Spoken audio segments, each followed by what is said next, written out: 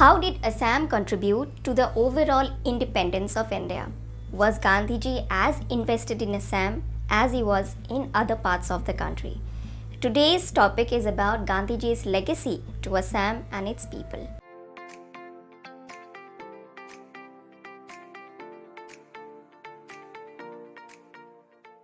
In the year 1919, Jallianwala Bagh massacre deeply hurt the sentiments of Indians. In response, Mahatma Gandhi launched the famous non-cooperation movement, visiting places to spread the message of Swaraj or self-rule. He convinced Indians to wear only khadi clothes and not British-made clothes. This was a time when Gandhiji decided that he would visit Assam and spread the message of non-cooperation. First visit 1921.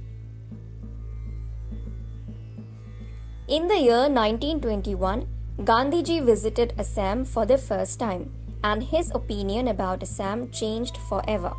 He witnessed that in Guwahati, nearly thousands of people gathered to just listen to his message of Swaraj. His speech inspired fighters like Tarun Ram Phukan to launch an event called the Bonfire of Foreign Cloth, wherein people willingly gave up all foreign clothes and the entire pit of fire kept burning until the next morning. This event made Assam a part of the mainstream struggle. Ultimately, Gandhiji stayed in Assam nearly 13 days and learned more about Assamese people, its culture and its beauty. This visit is termed in Assam's history as Gandhiji's Khadi Tour. Second visit 1926. His second visit to Assam was purely a political visit. He wanted the people of Assam and its independence struggle to unite with all India struggle.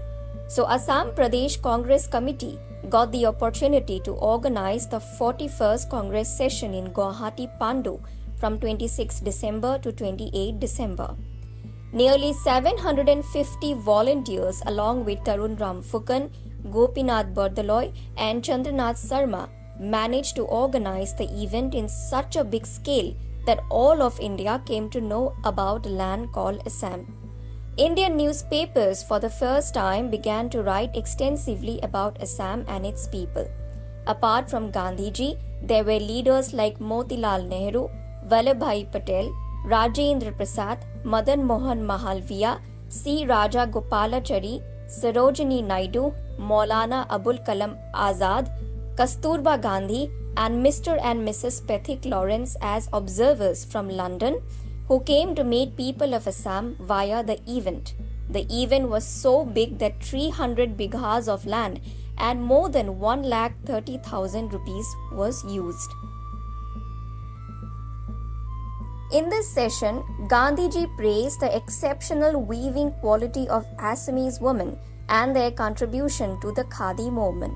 From writings of Nabin Chandra Bordoloi, we get to know how impressed the whole of India was by the Khadi movement of Assam.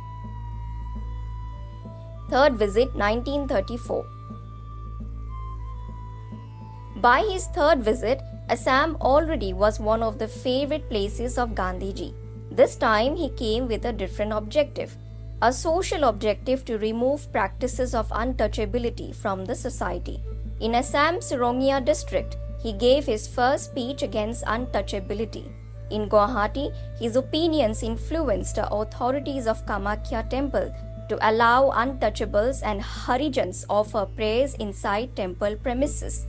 In Jorhat and many other districts of Assam, many Namghars began to open its doors to Harijans and untouchables. Many new Harijan Seva boards and committees began to be established. For first time, Harijans were permitted to attend schools along with others in various districts of Assam. His famous words were, "The condition of Harijans cannot be uplifted by spending even 1 crore rupees, but by opening the minds and hearts of nearly 1 crore upper caste Hindus." Fourth and final, 1946. His final visit was in 1946, and this time to ensure that Assam would never be part of East Pakistan. To know more about that, check out video on how Assam foiled an attempt to be included in East Pakistan. During his several visits, Gandhiji had different purpose, but he had written extensively about Assam and its people in his journals like Young India and Navjivan. He had appreciated the land of Assam and its culture, history, language, and people in his writings, Experiences of Assam, the Land, and the People. He also appreciated the unity of Hindu Muslims in his writings, Assam Muslims.